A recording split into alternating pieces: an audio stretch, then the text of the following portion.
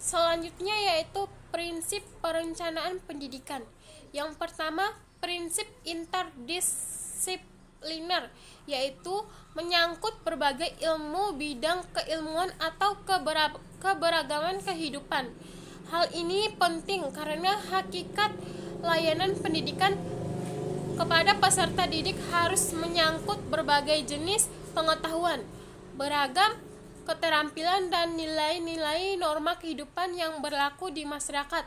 Yang kedua, prinsip fleksibel, yaitu bersifat lentur, dinamika, dan responsif terhadap perkembangan atau perubahan kehidupan di masyarakat. Hal ini penting karena hakikat layanan pendidikan kepada peserta didik adalah menyiapkan siswa untuk mampu menghadapi perkembangan ilmu pengetahuan dan teknologi atau iptek dan beragam tantangan kehidupan terkini. Yang ketiga, prinsip efektivitas efisien, artinya dalam penyusunan perencanaan pendidikan didasarkan pada perhitungan sumber daya yang ada secara cermat dan matang, sehingga perencanaan itu berhasil guna dan bernilai guna dalam pencapaian tujuan pendidikan. Yang keempat, prinsip progress of change, yaitu mendorong dan memberi peluang kepada semua warga sekolah untuk berkarya dan bergerak maju ke depan dengan beragam pembaruan layanan pendidikan yang lebih berkualitas sesuai dengan peran masing-masing.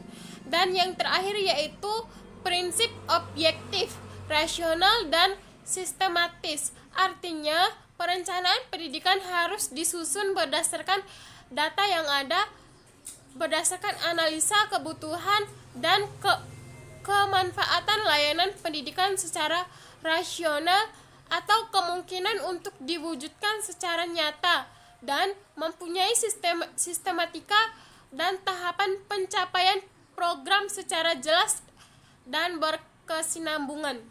Ciri-ciri perencanaan pendidikan. Yang pertama, perencanaan pendidikan harus mengutamakan nilai-nilai manusia, karena pendidikan itu membangun manusia yang harus mampu mengembangkan dirinya dan masyarakat. Yang kedua, perencanaan pendidikan harus memberikan kesempatan untuk mengembangkan segala potensi anak didik seoptimal mungkin. Yang ketiga, perencanaan pendidikan harus memberikan kesempatan yang sama bagi setiap anak didik. Yang keempat, perencanaan pendidikan harus komprehensif dan sistematis, dalam arti tidak praktikal atau segmentaris, tapi menyeluruh dan rasional, serta mencakup berbagai jenis dan jenjang pendidikan. Dan yang terakhir, perencanaan pendidikan harus berorientasi pada pembangunan, dalam arti bahwa program pendidikan haruslah ditunjukkan untuk mampu mempersiapkan manpower yang dibutuhkan oleh berbagai faktor pembangunan. Assalamualaikum warahmatullahi wabarakatuh. Saya akan menjelaskan materi ketiga, yakni tentang fungsi dan tujuan organisasi profesi keguruan. Baik, yang pertama, profesi guru sebagai wadah untuk mengasah kompetensi profesional guru tengah perkembangan teknologi dan informasi yang semakin pesat.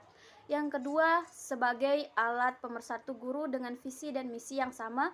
Yang ketiga, media untuk berbagai pengalaman, pengetahuan, dan wawasan bagi guru. Kemudian yang keempat, dibentuknya organisasi. Ini tentu mengacu pada amanat undang-undang. Jika dijabarkan secara spesifik, tujuan organisasi ini adalah sebagai berikut.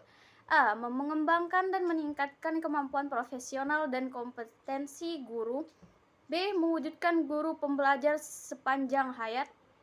C. Meningkatkan harkat dan martabat guru melalui bimbingan profesi berkelanjutan. Dan yang terakhir, D. Meningkatkan kesejahteraan guru. Sekian penjelasan dari saya. Assalamualaikum warahmatullahi wabarakatuh. Assalamualaikum warahmatullahi wabarakatuh. Perkenalkan, nama saya Riri Nanda Halwa dari kelompok 3 Profesi Keguruan. Baik, di sini saya sebagai moderator ingin memperkenalkan diri, dan saya sebagai pemateri pertama, dan saudari Apriliani Cahyati sebagai pemateri kedua, dan saudari Atika Malahila sebagai pemateri ketiga. Langsung saja kepada teman-teman dan Bapak dosen pembimbing untuk menyimak video kami. Sekian dan terima kasih. Wassalamualaikum warahmatullahi wabarakatuh. Assalamualaikum warahmatullahi wabarakatuh. Saya Riri Nanda Halwa sebagai pemateri pertama. Di sini saya akan menjelaskan tentang definisi dari profesi keguruan. Profesi keguruan suatu bidang pengabdian atau dedikasi kepada kepentingan anak didik dalam perkembangan menuju kesempurnaan manusiawi. Para anggota profesi keguruan terikat oleh pola sikap dan perilaku guru yang dirumuskan dalam Kode Etik Guru Indonesia. Profesi keguruan pekerjaan yang membutuhkan pelatihan dan penguasaan terhadap suatu pengetahuan khusus. Suatu profesi biasanya memiliki asosiasi profesi, kode etik, serta proses sertifikasi dan lisensi yang khusus untuk bidang profesi tersebut. Contoh profesi adalah pada bidang hukum, kedokteran, pendidikan, keuangan, militer, dan teknik.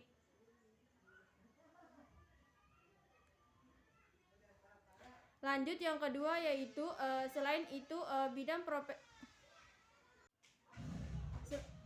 itu dalam bidang apapun profesionalisme seseorang ditunjukkan oleh 3 hal. Tanpa ketiga hal ini dimiliki, sulit seseorang mewujudkan profesionalismenya. Ketiga hal ini ialah keahlian, komitmen, dan keterampilan yang relevan dan membentuk sebuah segitiga sama sisi yang di tengah-tengahnya terletak profesionalisme. Ketiga hal itu pertama-tama dikembangkan melalui pendidikan prajabatan, dan selanjutnya ditingkatkan melalui pengalaman dan pendidikan atau latihan dalam jabatan. Karena keahliannya yang tinggi, maka seorang profesional dibayar tinggi.